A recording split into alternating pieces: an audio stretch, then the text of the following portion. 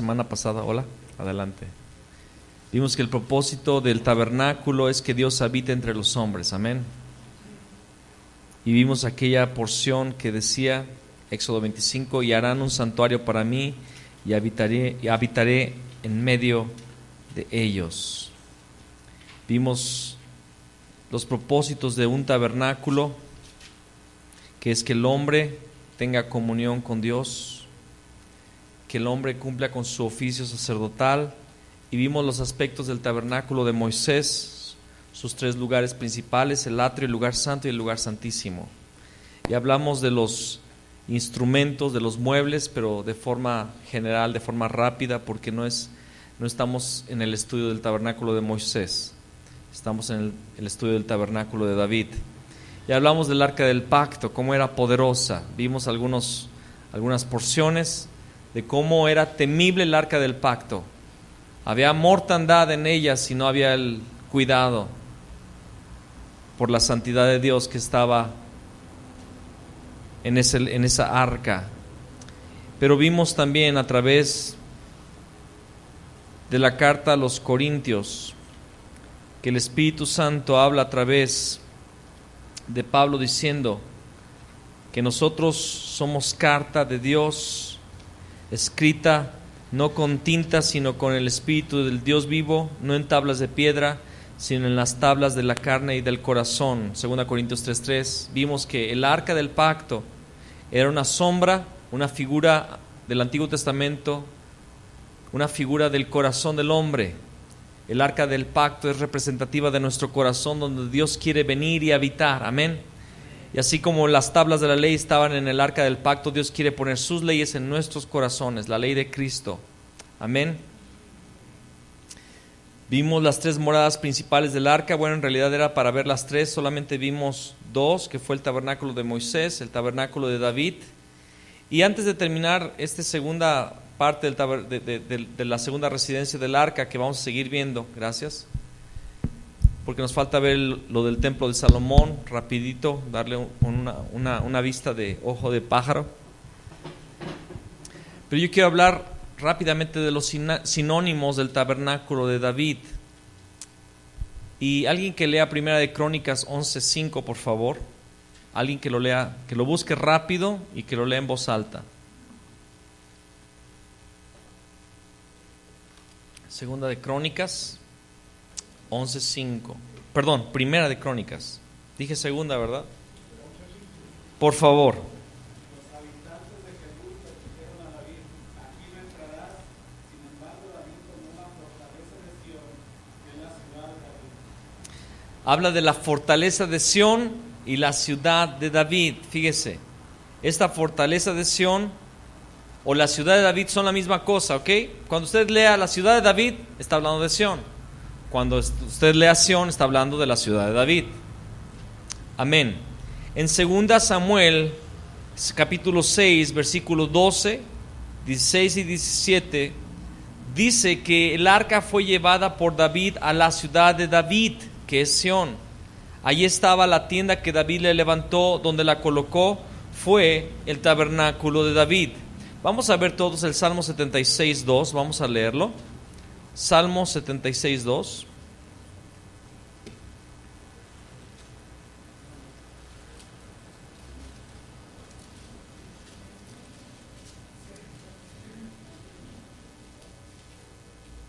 Vamos a leer desde el 1. Hágame la señal. Dios es conocido en Judá, en Israel es grande su nombre. En Salem está su tabernáculo y su habitación en Sión. Salem es Jerusalén, ¿ok? Cuando usted lea Salem, está hablando de Jerusalén. De hecho, Melquisedec es rey de Salem, ¿se acuerdan? La habitación o morada del Señor está en Sión. ¿Cuántos habían escuchado ya esta palabra, Sión? Amén, Sión, que es una parte de Jerusalén. De hecho, el monte de Sión todavía se encuentra geográficamente en Jerusalén. Entonces, cuando hablamos de Sión y el tabernáculo de David, estamos hablando de la misma cosa. aquí se desarrolló la relación íntima entre David y Dios. Entonces, cuando usted escuche Ciudad de David, Monte de Sión o Tabernáculo de David, son el mismo lugar. Pero lo importante no es tanto lo geográfico, sino qué sucedió en ese lugar. Fue donde David desarrolló una intimidad con Dios. Entonces, el primer lugar donde el arca estuvo fue el tabernáculo de Moisés, después el tabernáculo de David, y el tercer lugar fue el templo de Salomón. Primera de Reyes, capítulo 8, vamos a buscarlo. Primera de Reyes, capítulo 8, versículo 1 al 11.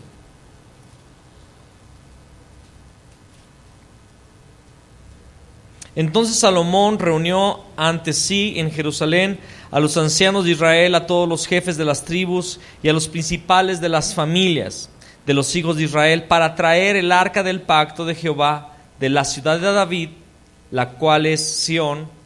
Y se reunieron con él rey Salomón, todos los varones de Israel, en el mes de Etanim, que es el mes séptimo, en el día de la fiesta solemne. Y vinieron todos los ancianos de Israel, y los sacerdotes tomaron el arca, y llevaron el arca de Jehová y el tabernáculo de reunión y todos los utensilios sagrados que estaban en el tabernáculo, los cuales llevaban los sacerdotes y levitas. Y el rey Salomón y toda la congregación de Israel que se había reunido con él, estaban con él delante de ¿quién? De la presencia del Señor, ¿verdad? Estaban con él delante del arca, sacrificando ovejas y bueyes que por la multitud no se podían contar ni numerar. Y los sacerdotes metieron el arca del pacto de Jehová en su lugar, en el santuario de la casa, en el lugar santísimo, debajo de las alas de los querubines, porque los querubines tenían extendidas las alas sobre el lugar del arca, y así cubrían los querubines el arca y sus varas por encima. Y sacaron las varas de manera que sus extremos se dejaban ver desde el lugar santo, que está delante del lugar santísimo, pero no se dejaban ver desde más afuera, y así quedaron hasta hoy. En el arca ninguna cosa había sino las 2 tablas de piedra que allí había puesto Moisés en Horeb, donde Jehová hizo pacto con los hijos de Israel cuando salieron de la tierra de Egipto. Y cuando los sacerdotes salieron del santuario, la nube llenó la casa de Jehová, y los sacerdotes no pudieron permanecer para ministrar por causa de la nube, porque la gloria de Jehová había llenado la casa. Salomón preparó un lugar ahora ya no aquella tienda de campaña, sino aquella residencia de piedra y de madera, recubierta en muchos lugares de oro macizo. Y impresionante que todo estaba en orden ya, porque de hecho el tabernáculo estaba oficiando en el monte de Gabaón con todos sus utensilios, solo le faltaba el arca que estaba en el monte de Sión con David. Cuando él trajo el arca de la ciudad de David, del monte de Sión, la metió en el lugar santísimo, y así que hubieron puesto el arca en el lugar santísimo, la nube de gloria descendió sobre aquel lugar, y fue tan fuerte la presencia que los sacerdotes no se pudieron quedar adentro, se salieron.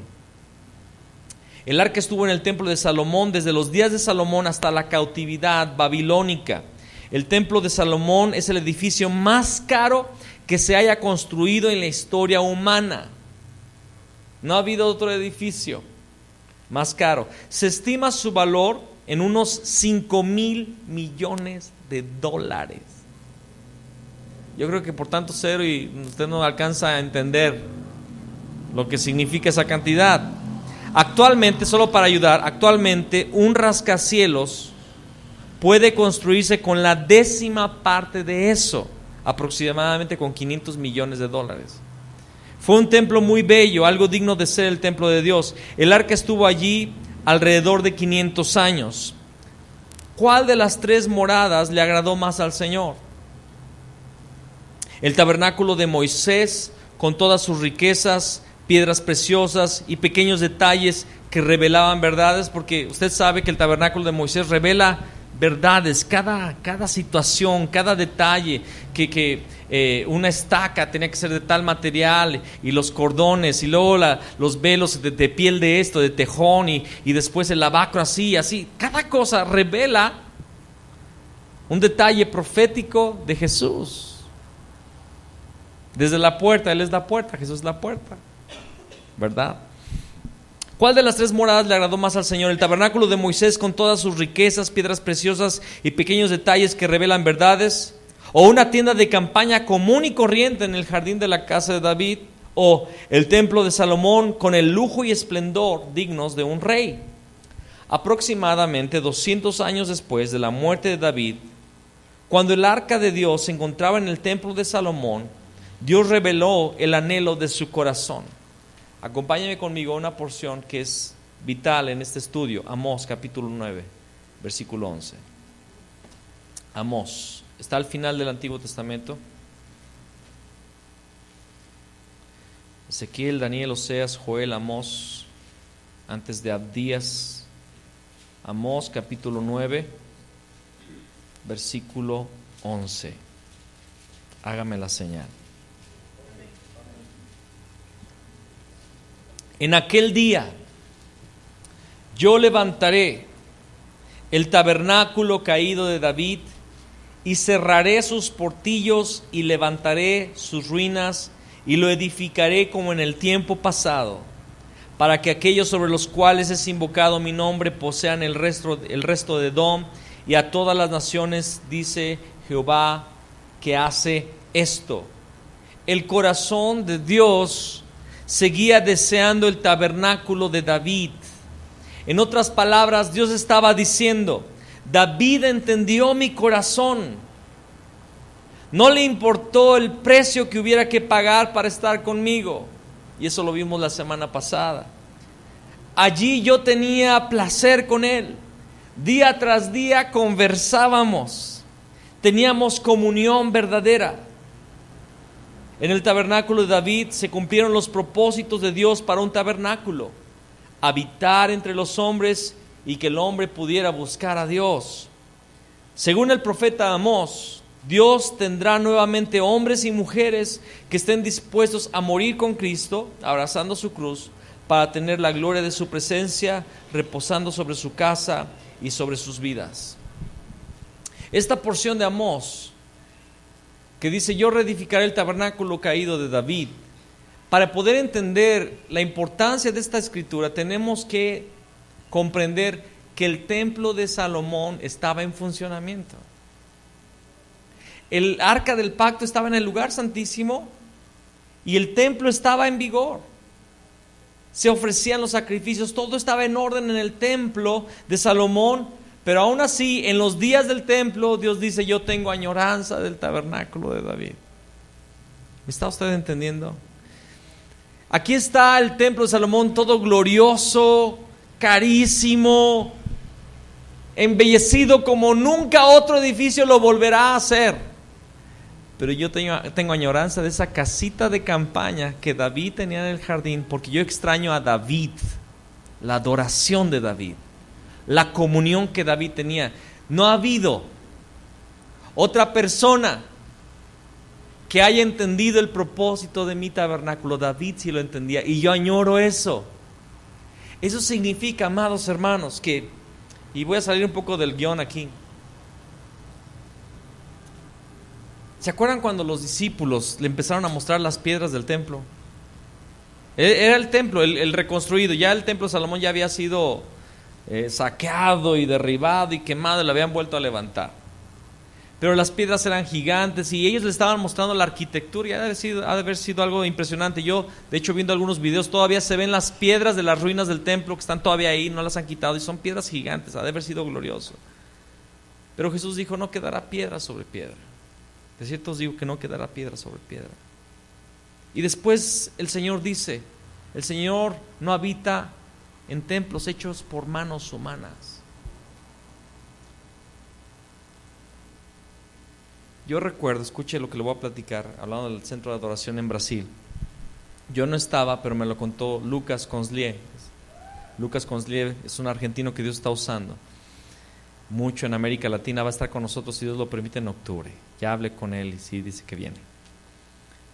Pero una ocasión, él estaba en su turno de adoración diario, le tocaban 2 horas, y estaba tocando él solito y el técnico de sonido.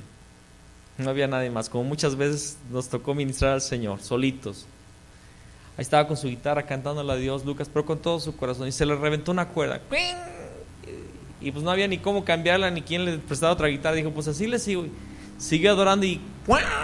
2 se le reventaron. Ahora, para alguien que sabe tocar guitarra y que entiende de lo que estoy hablando, tocar una guitarra de 6 cuerdas sin 2, o sea, tocar con 4 es horrible, o sea, feo, y aparte se desafina, era horrible. En eso, él estaba adorando, siguió adorando. Entra por la puerta un ministro de adoración internacional ya, pero nacionalmente en Brasil conocidísimo, que se llama el negrito Lucas algo, Clever Lucas, se llama Clever Lucas. Para que usted me entienda, es un Marco Barrientos o un Marcos Witt de Brasil. ¿Me explico? Alguien así de importante en Brasil, que ha grabado CDs y viaja y hace conciertos multitudinarios y lo busca todo Brasil, lo quieren mucho, es un brasileño. Pero Clever Lucas había estado en esa ciudad un día antes ministrando en un evento cristiano, se quedó en un hotel. Cuando le preguntó, oye, ¿sabes? Le dice el del hotel, ¿sabes dónde está el centro de adoración? Porque sé que está aquí en Londrina. Y el del hotel dice, a 100 metros, aquí abajo, pasando el cementerio. Dice, ¿por qué no me dijeron que estaba tan cerca? Pude haber ido ayer. Se le ocurrió ir y él entra al centro de adoración en ese momento donde Lucas está ministrando con su guitarra con solo 4 cuerdas. Pero en el centro de adoración tenemos una dirección de Dios, o teníamos porque ya no estoy allá, que siempre hay un cuartito que Mike pide, antes de entrar al lugar donde se está adorando, métanse al cuartito a arrepentirse de sus pecados y a buscar arrepentimiento de pecados antes de entrar a adorar. Entonces el que está en el sonido, o si hay una persona ahí, le pide a la gente, sea quien sea, por favor váyase al cuarto de oración y arrepiéntase de sus pecados antes de entrar a adorar. La persona cuando entró Clever Lucas no sabía que era Clever Lucas ni se dio cuenta quién era y le dice, hermano, antes de entrar a adorar, váyase a arrepentir de cualquier pecado que haya sobre su vida en el cuartito de oración. Entonces ya eso lo dejó a él así como, pues que no saben quién soy yo. O sea, y dice, platicó después Clever, le dio el testimonio a alguien que dice, eso me dejó impresionado que no importa quién sea, vete y arrepiéntete de tus pecados antes de adorar al Señor. Se metió al cuartito de oración que está dividido nada más por una cortina. Entonces tú estás escuchando todo lo que está sucediendo allá, pero estás acá. Y Dios le empezó a hablar, arrepiéntete de todos tus pecados que traes. Y empezó ahí, Señor, pues perdóname y todo. Y ya cuando pudo, sintió, se metió. Y vio aquel lugar, o sea, había escuchado tanta cosa, pero vio nada más a un argentino cantando mal el portugués con 4 cuerdas. Y que Dios le habla. Le dice, yo extraño cuando tú hacías eso. Vuelve a la sencillez. Y empezó a llorar y a llorar. Porque aunque era un músico que sus conciertos tiene todo el equipo y toda la parafernalia y todos los mejores músicos, Dios ya no le gustaba lo que estaba haciendo. Tenía añoranza de la intimidad que Dios tenía con él cuando empezaba.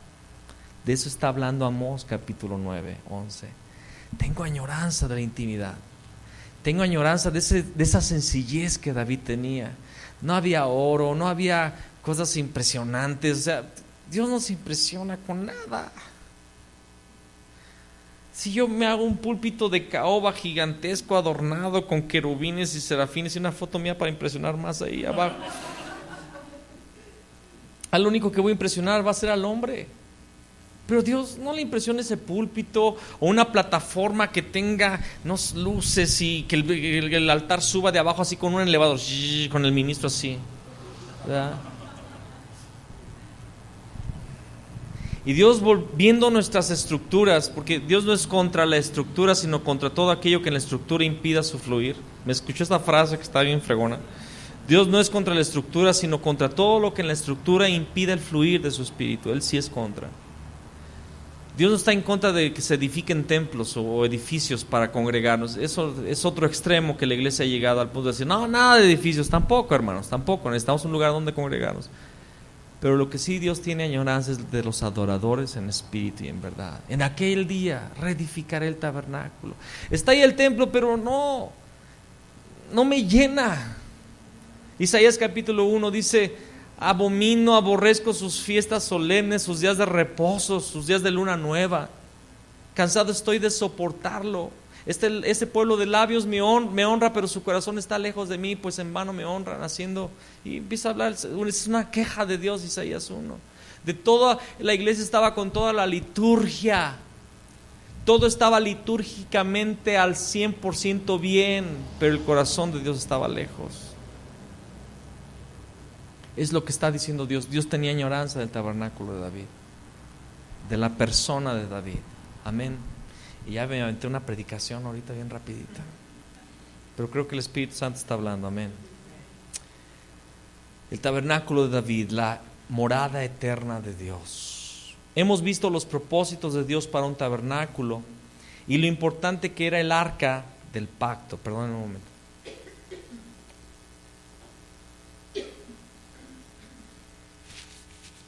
Hoy en día no se sabe nada acerca de esa arca de madera desde que fue llevada en tiempos de la invasión caldea a Babilonia. Tampoco existe alguno de los tabernáculos o templos mencionados, Moisés, David, Salomón. Entonces, ¿dónde se encuentra hoy la morada de Dios? Apúntele, el Señor mora en su iglesia. Y vamos a buscar 1 Corintios capítulo 3, versículos 16 y 17.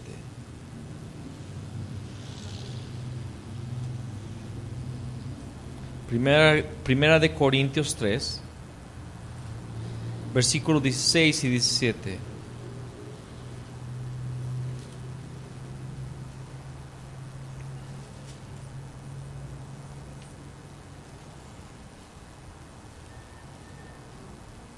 ¿Lo tiene? ¿No sabéis que sois templo de Dios y que el Espíritu de Dios mora en vosotros? Si alguno destruyere el templo de Dios, Dios le destruirá a él, porque el templo de Dios, el cual sois vosotros, santo es. Amén. Aquí está la revelación. El Espíritu de Dios mora en nosotros. Dígalo conmigo, el Espíritu de Dios mora en nosotros. Amén. Amén. Él mora en nuestro corazón, amados. Eso es importantísimo. No es cualquier cosita. Usted tiene que entender que el Espíritu Santo de Dios, si usted aceptó a Jesús, Él vive en usted. Esto quiere decir que nosotros somos el tabernáculo del Señor. Nosotros somos el tabernáculo del Señor. Por eso Apocalipsis 21:3, que ya leímos la semana pasada, se refiere al tabernáculo de Dios con los hombres. ¿Se acuerda? Y Él extenderá su tabernáculo, el tabernáculo de Dios con los hombres. Según el Nuevo Testamento, los cristianos somos el tabernáculo de Dios. En Hebreos 3:6 dice que somos la casa del Señor. Voy a buscarlo rapidito, Hebreos 3:6. Dice: pero Cristo como hijo sobre su casa, la cual casa somos nosotros, si retenemos firme hasta el fin la confianza y el gloriarnos en la esperanza. Lo voy a repetir: pero Cristo como hijo sobre su casa, la cual casa somos nosotros, si retenemos firme hasta el fin la confianza y el gloriarnos en la esperanza. Hebreos 3:6 dice que somos la casa del Señor. El apóstol Pedro lo declara claramente en su segunda epístola, y vamos a buscarlo todo. Segunda de Pedro, capítulo 1, versículo 13 y 14. Segunda de Pedro, capítulo 1, versículo 13 y 14.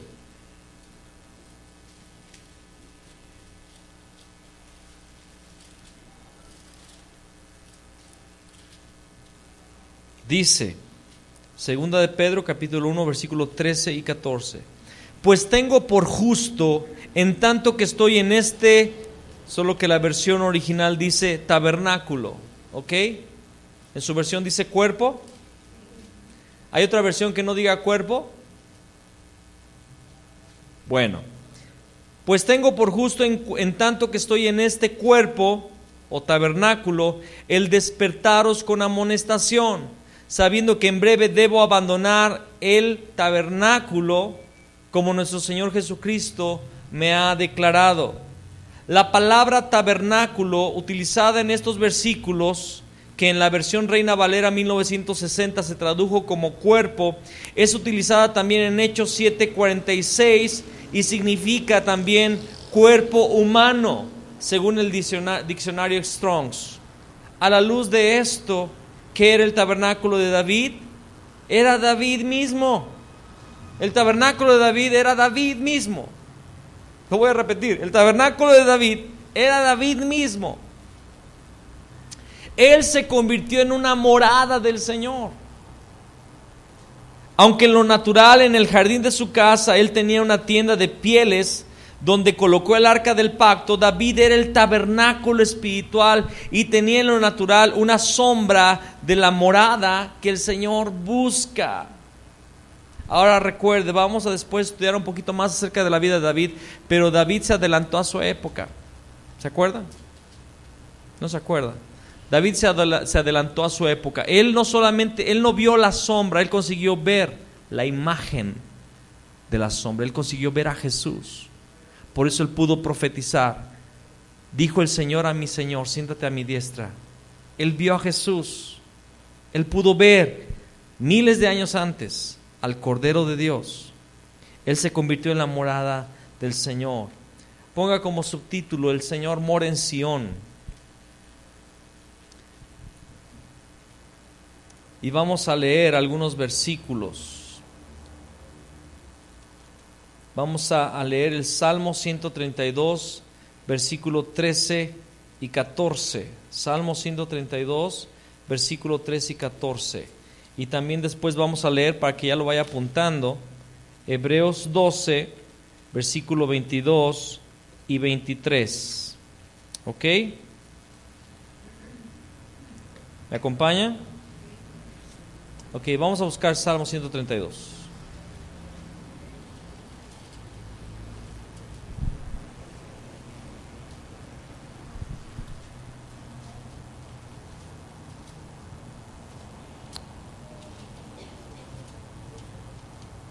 Versículo 13 y 14.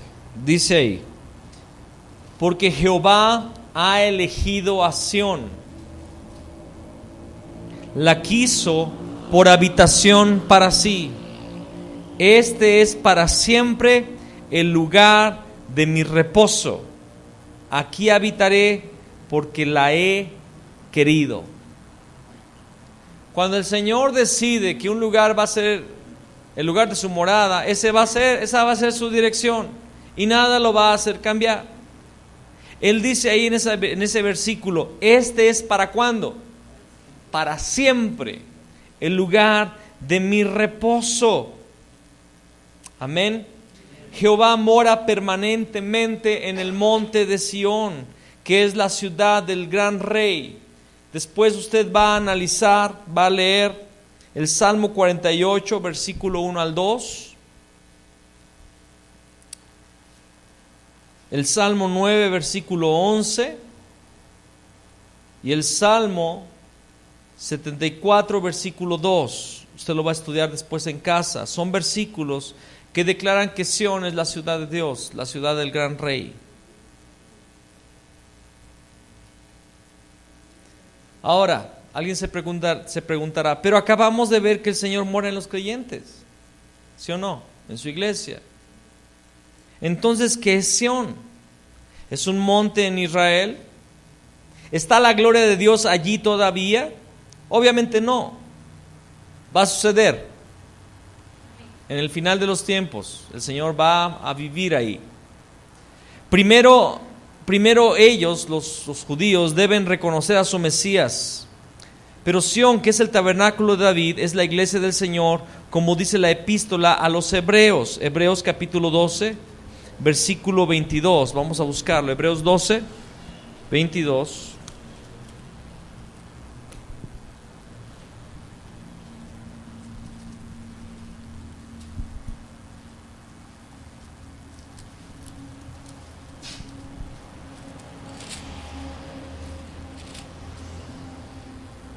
Y 23. Bueno, vamos a leer desde el 18, por favor. porque no os habéis acercado al monte que se podía palpar. Está hablando del Sinaí, donde fue dada la ley. Porque no os habéis acercado al monte que se podía palpar y que ardía en fuego, a la oscuridad, a las tinieblas y a la tempestad, al sonido de la trompeta y a la voz que hablaba, la cual los que la oyeron rogaron que no se les hablase más, porque no podían soportar lo que se les ordenaba. Si aún una bestia tocara el monte, será apedreada o pasada con dardo. Y tan terrible era lo que se veía, que Moisés dijo: estoy espantado y temblando. Pare un momento ahí en el versículo 21. Dice: no se han acercado al monte donde fue dada la ley. Está hablando Hebreos y está explicando que no es el tiempo de la ley. No está hablando de aquel encuentro que fue temible. ¿Se acuerda usted de ese encuentro? Tronaba al Dios, tronaba, la tierra temblaba, el monte humeaba. La gente le dijo a Moisés, porque Dios le había dicho al pueblo a través de Moisés: van a subir para que yo les hable. La gente le dijo a Moisés: que no hable con nosotros porque moriremos. Que hable contigo y después tú nos comunicas. Y ahí en ese momento inició el fariseísmo. Si usted me pregunta dónde nacieron los fariseos, nacieron ahí. Claro, cronológicamente no nacieron ahí, pero espiritualmente sí. ¿Sabe cuál es el fariseísmo? El fariseísmo es el que busca solo la letra y no quiere escuchar la voz viva de Dios. La palabra dice: la letra mata, mas el espíritu es el que da vida. Los fariseos se iniciaron en el pueblo de Israel cuando no quisieron encontrarse y escuchar de voz audible de Dios, la dirección de Dios para la vida del hombre. Ellos dijeron: háblanos tú, Moisés. Querían el mensaje ya diluido a través de un hombre. Querían algo que pudieran leer, reglas, escritura, para poder conformarse a esas reglas. Y ese problema todavía está en nuestros corazones el día de hoy. Buscamos reglas, qué está bien y qué está mal. Lo que está bien lo voy a hacer, lo que está mal no. Y en base a esas reglas voy a poder juzgar a los demás y decir: no hiciste lo que el papelito dice aquí. Y así andaban atrás de Jesús. No le dijeron a Jesús: tus discípulos andan recogiendo espigas en el día de reposo, la ley dice que no. Sanaste en día sábado, la ley dice que no. Fariseísmo, la letra. Pero Jesús dijo: yo estoy viendo al Padre trabajar hasta el día de hoy y yo trabajo también. No, cuando lo de las espigas, no leyeron que David, aún con la propia, trataron de hacerles entender con la propia letra. ¿No vieron que David, cuando tuvo hambre, entró al lugar y tomó de los panes? Pues alguien mayor que David está aquí. Y Hebreos está diciendo: no se están acercando al monte que temblaba y tronaba y había tanto miedo, porque aún los animales que tocaran el borde del monte iban a morir asaeteados. Y explica a qué monte nos hemos acercado.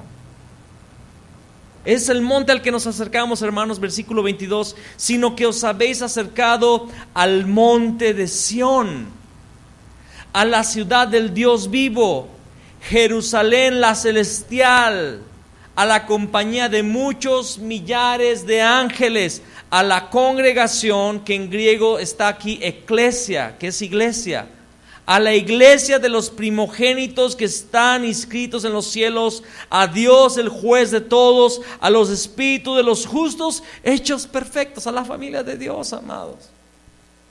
El monte de Sión es la familia de Dios, la congregación de los santos hechos perfectos. La palabra griega que se traduce congregación es eclesia, que quiere decir literalmente iglesia. Sión es la iglesia que está compuesta por seres humanos redimidos. Diga: yo soy parte. El Cordero de Dios morará eternamente allí. Apocalipsis 14:1, no lo busque, dice: el Cordero estaba en pie sobre el monte de Sión. Juan vio al Cordero parado sobre el monte de Sión. El monte de Sión a que se refiere Apocalipsis 14 y el Salmo 132 no es un lugar físico, no es una montaña.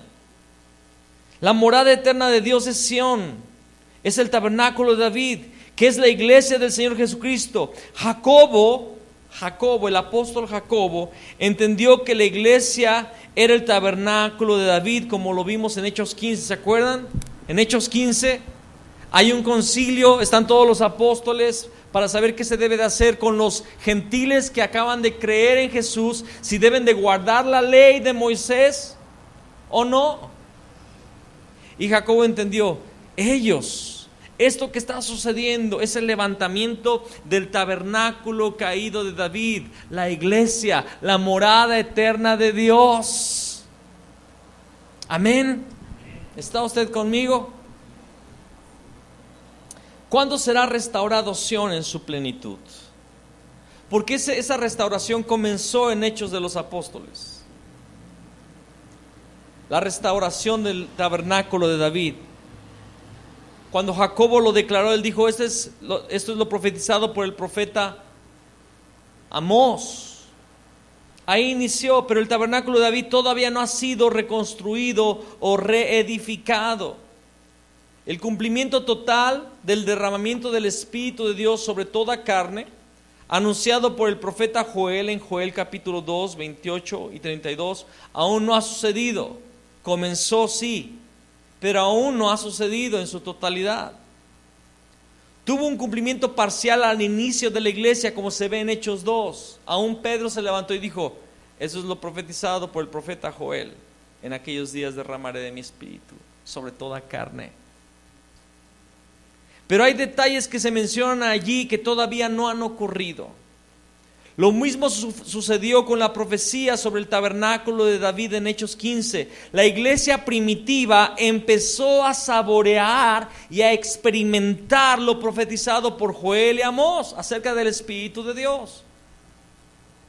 Y la restauración del tabernáculo de David respectivamente, pero después la iglesia de Cristo perdió la bendición y entró en el oscurantismo. Ahora está siendo restaurada otra vez.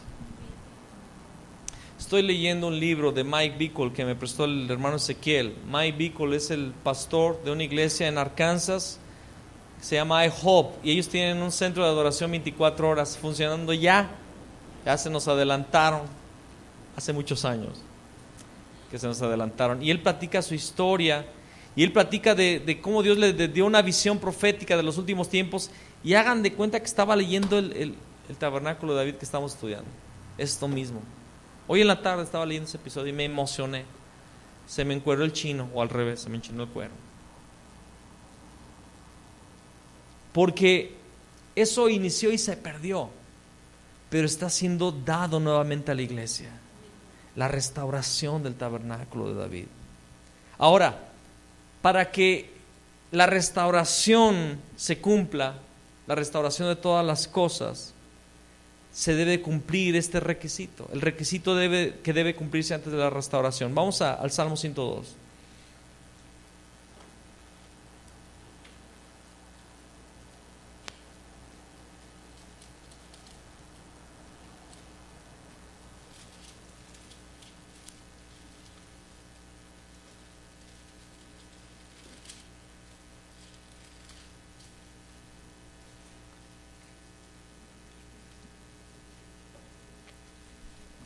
Salmo 102, versículo 13.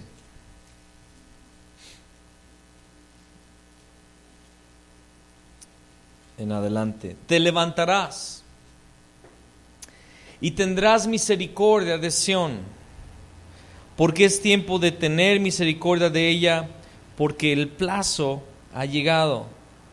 Porque tus siervos aman sus piedras, y del polvo de ella tienen compasión. Entonces las naciones temerán el nombre de Jehová. ¿Entonces qué? Fíjese, la promesa es que si tenemos misericordia de Sión, las naciones van a temer el nombre de Jehová. ¿Se acuerdan de la profecía de Amós? Y después Hechos 15. En aquel día reedificaré el tabernáculo caído de David, lo levantaré de sus ruinas, para que el resto de Edom, en Amós, y en Hechos dice para que el resto de los hombres, para que las naciones conozcan al Señor. Entonces las naciones temerán el nombre de Jehová, y todos los reyes de la tierra tu gloria, por cuanto Jehová habrá edificado. ¿Habrá qué? ¿No es esto la restauración? Edificar no es restaurar también. Porque Jehová habrá edificado a Sión y en su gloria será visto. Es la misma, el mismo espíritu, es la misma profecía de Amós capítulo 9. La reedificación, la restauración del tabernáculo. Hay un plazo para la restauración de Sión. El tiempo cuando los siervos del Señor amen sus piedras. Nosotros somos piedras vivas según Pedro. Primera de Pedro, ¿se acuerdan? Primera de Pedro 2:5. Somos piedras vivas. En el tiempo cuando hay un fluir de amor verdadero en el pueblo de Dios, de tal forma que tengan compasión hasta del polvo de las piedras, que simbolizan los cristianos más débiles. Será vista la gloria de Dios en Sión. Entonces las naciones, o sea los gentiles, como dice Hechos 15, 16 y 17, el resto de los hombres, temerán el nombre de Jehová. ¿Cuándo va a suceder esto? Vamos a ver acerca del tiempo de la restauración. Apúntele ahí, el tiempo de la restauración. Y vamos a buscar un versículo que es Hechos 3:21. Hechos 3:21.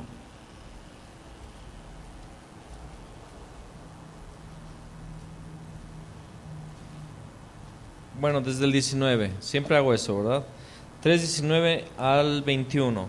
Dice, así que, está hablando el apóstol Pedro, arrepentíos y convertíos para que sean borrados vuestros pecados, para que vengan de la presencia del Señor tiempos de refrigerio.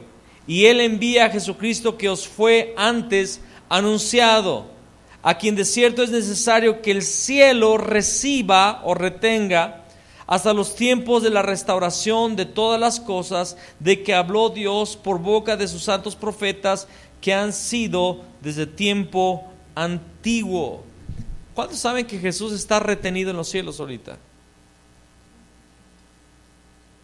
Jesús está en el cielo retenido. Disculpen. Y Él va a venir en su segunda venida hasta que sean restauradas todas las cosas. Cristo va a regresar hasta los tiempos de la restauración de todas las cosas que habló Dios por boca de sus santos profetas, como acabamos de leer. Una cosa que tiene que ser restaurada con toda seguridad es el tabernáculo de David, como profetizó Amós. Amós capítulo 1:1, si quiere buscarlo por favor. Amós 1:1. Y después vamos a buscar Zacarías 14, versículo 4 al 5. Y con esto vamos a estar concluyendo ya en los próximos segundos. Vamos a leer primero Amós 1:1 y después Zacarías 14, versículo del 4 al 5.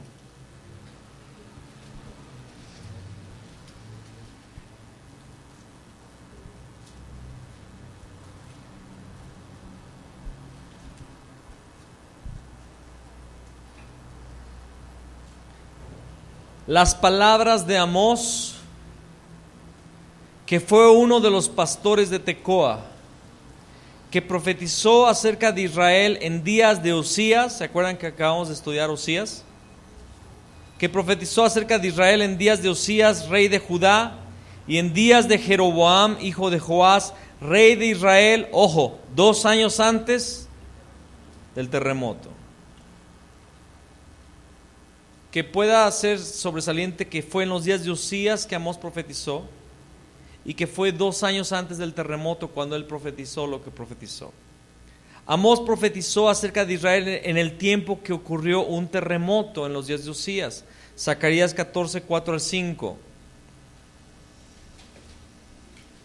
Zacarías es el nombre más bello de la Biblia. Zacarías.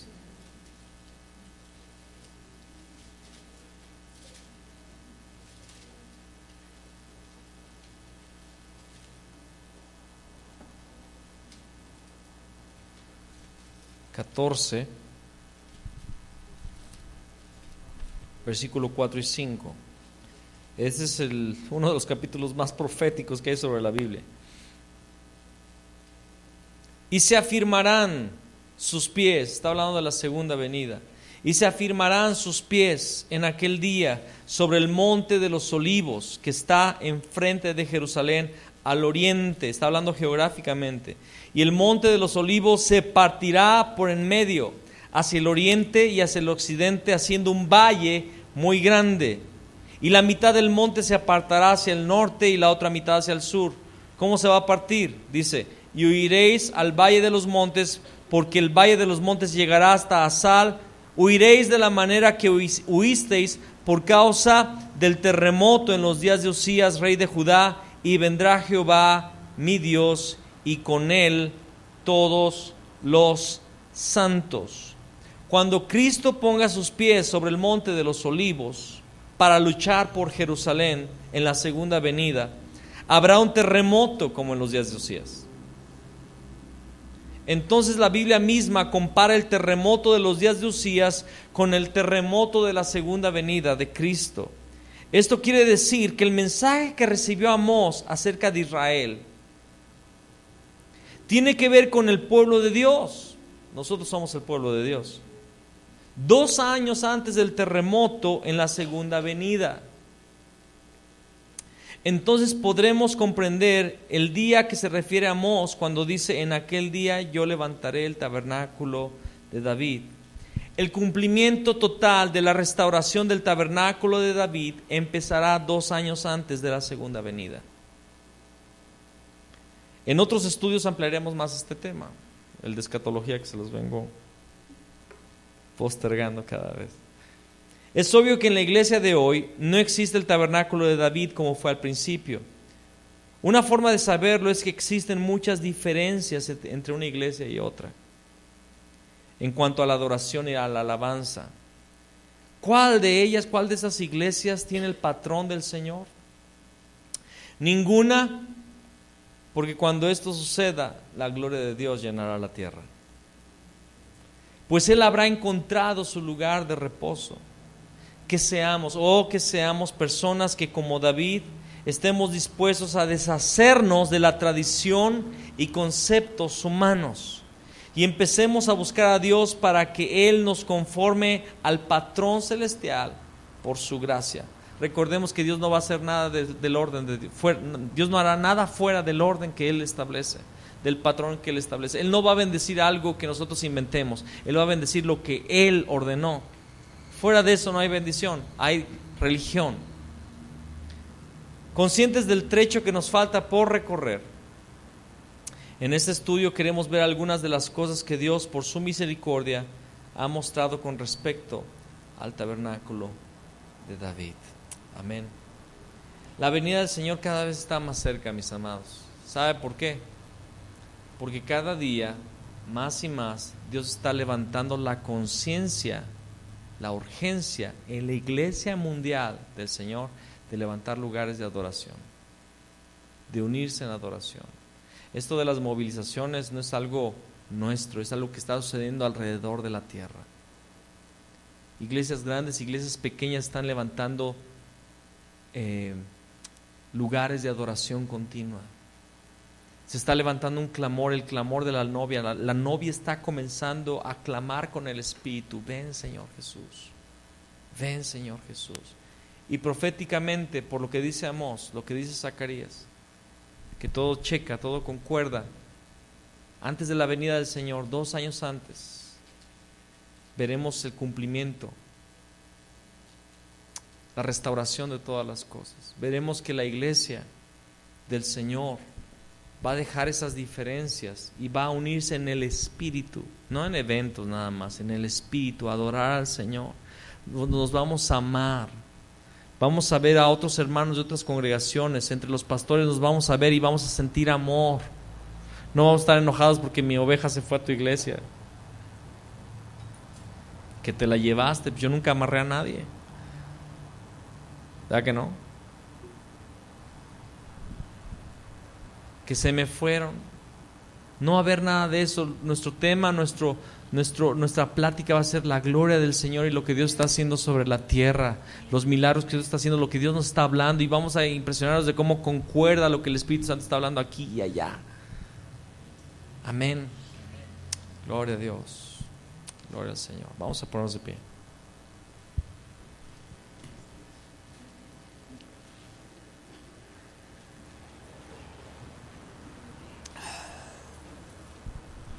Oh Señor, que seamos fieles a ti.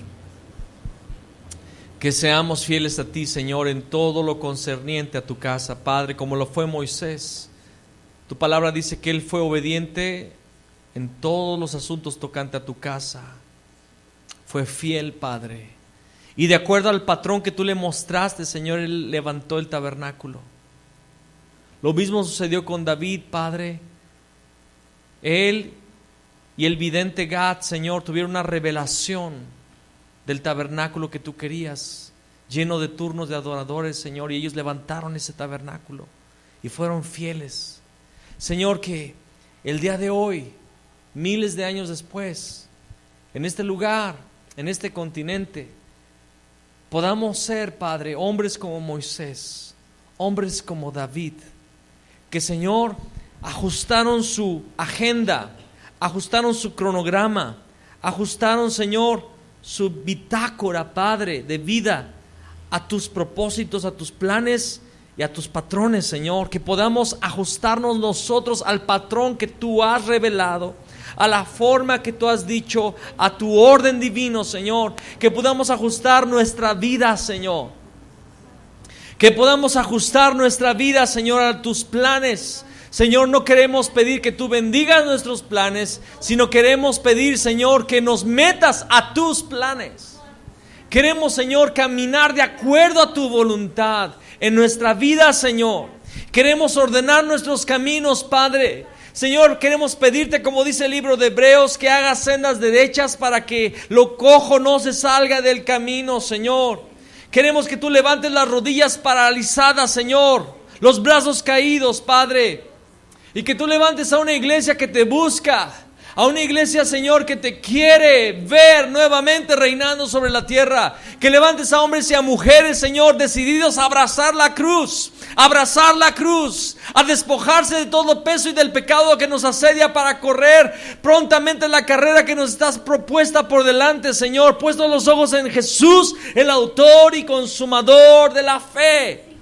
Señor, que podamos abrazar la cruz, que podamos abrazar tus patrones, que podamos abrazar, Señor, tu plan divino, tu plan maestro para nuestras vidas, para la iglesia. Señor, que tú puedas encontrar en nosotros tabernáculos, moradas eternas, donde tú puedes venir y hablar y ministrar nuestros corazones. Que pueda llegar, Señor, el momento, como dice Isaías, que nadie enseñará a otro, sino que todos serán enseñados por Dios mismo, directamente, Padre. Que nuestras vidas se alineen, Señor, se alineen a tu voluntad. Oramos, clamamos en esta noche. Reedifica el tabernáculo caído de David en nuestras vidas. Que seamos la morada del Señor. Que seamos la morada permanente y eterna del Dios vivo. Sión, la iglesia, la congregación, todos los santos hechos perfectos por ti, Señor. Amamos a Sión, Señor.